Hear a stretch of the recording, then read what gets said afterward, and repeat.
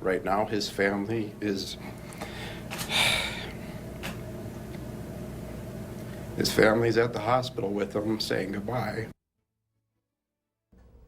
That is Fargo Police Chief David Todd giving the tough news about one of his officers who was shot responding to a 911 call in North Fargo last night. A very good morning, everyone, and thank you so much for waking up with the Valley today. Just past 6 a.m. I'm Kyle Bosch here with Lisa Bedeau. We have obviously been following this breaking news since it happened last night. A police officer, a Fargo police officer, shot during an active shooter situation in North Fargo, and as you just heard from Chief Todd, he is not expected to survive. He's identified as Officer Jason Mosier of the Fargo Police Department.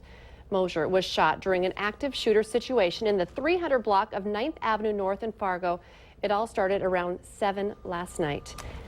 The Valley Today's Christy Larson has been following this breaking news story for us throughout the night and into the morning and joins us with the very latest. A lot of new developments right now, Christy. Yeah, it's been a long night for many authorities here in this area. They've had neighboring police departments and even sheriff's departments here in the North Fargo area helping them cover not only the perimeter, but also their other duties for the community. But this morning, we just had gotten an update with Chief David Todd with the Fargo Police Department last saying that the update about Mosier still stands, that his family is at the hospital saying goodbye to him.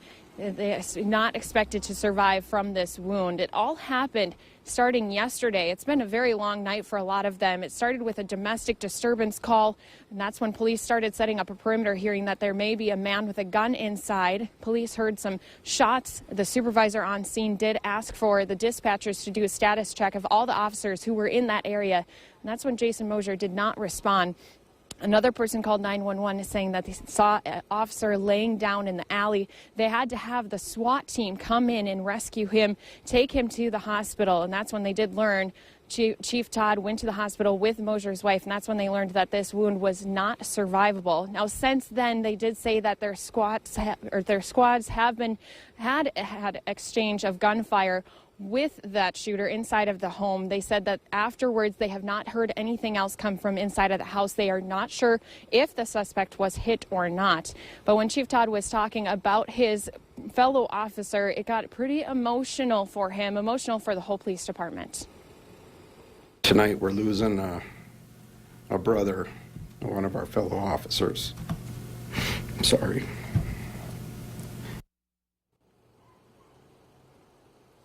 Now, the last time Chief Todd talked with us, he said he did want to still warn the public to stay inside of their houses, that they would come and knock on the doors when things were safe. They do have the perimeter tightly set up. They said it is confined to.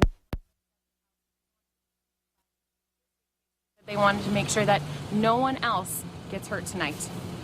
All right, Christy Larson reporting downtown for us this morning. We do want to update the public about that tight perimeter that Christy mentioned and that Chief Todd told us about just about a half an hour ago. I think we have a map. There it is we can put up.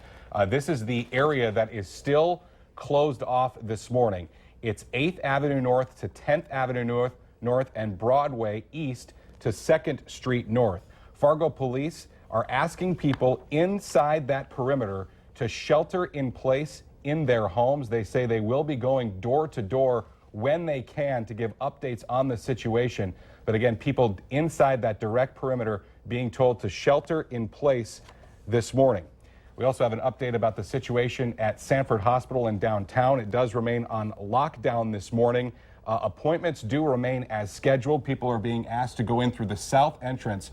Parking may be an issue. They say they will be directing patients and staff to probably park on streets around Sanford, so they're asking for patience with that situation. Of course, we'll keep you updated throughout the morning with our team coverage of this very sad story from overnight. And of course, developments have been coming in throughout the morning, so stay with us and also online at valleynewslive.com.